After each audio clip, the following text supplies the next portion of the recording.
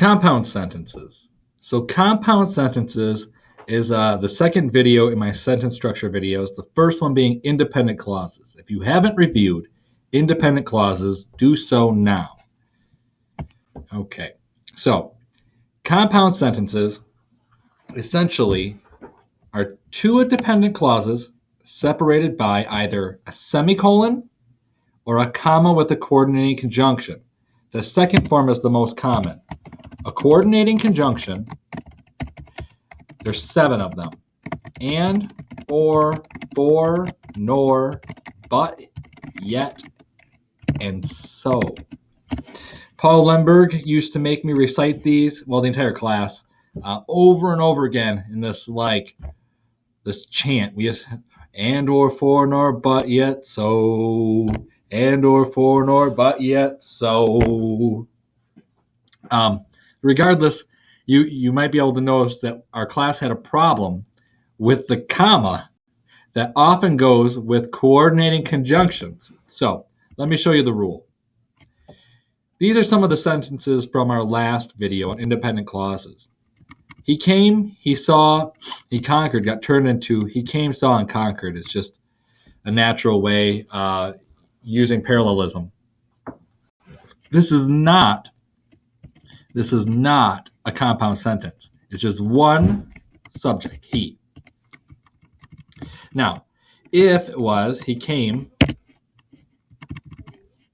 and he conquered, which looks a little funny, we wouldn't normally do this, that's a compound sentence. It has 2 subjects doing 2 verbs. There's 2 independent clauses. The one side is an independent clause, and the other side is an independent clause. And between them is our coordinating conjunction and with the comma. Most common error in writing is to not have that comma. Kind of went too far there. That's the most common error. I see it all over the place. Now, it doesn't really have a name. It's kind of a fused sentence, which belongs to run-ons. So does this. This is called a comma splice. This one's rare. This fused sentence is rare. But this one, with the comma there, but no coordinating conjunction.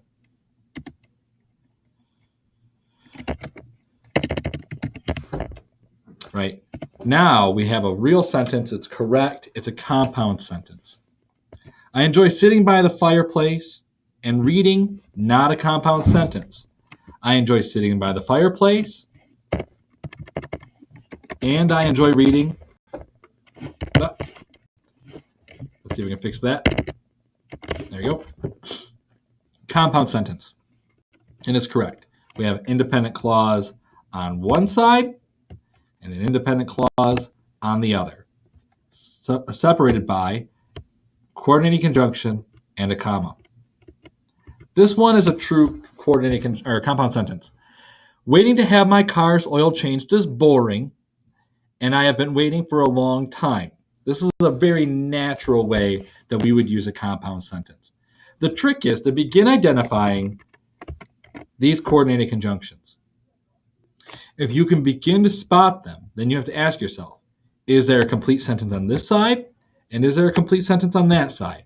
And if so, I need the comma. If not, if something is missing,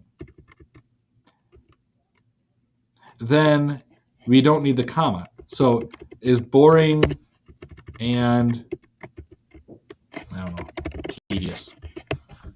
No comma. It's just combining 2 things on a list. She wants to travel the world and see wonderful sights. This one has no comma.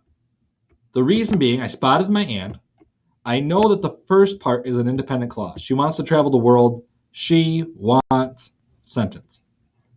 See wonderful sights on its own is not an independent clause. It's borrowing the subject from the previous part of the parallelism, the she. So if we were to add the she, then we would need a comma. Simply because that subject shows up on both sides of that coordinating conjunction. Our planets revolve around the sun, and the sun is one of trillions of stars. I think this is a very natural way that we would have this. Our planets revolve around the sun. Our planets revolve. That's a sentence.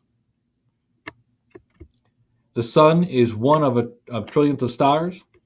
Very true as well. And so for that one, we need to make sure to include both the comma and the coordinated conjunction. These are compound sentences. There's actually 2 independent clauses in each sentence. I hope this helps.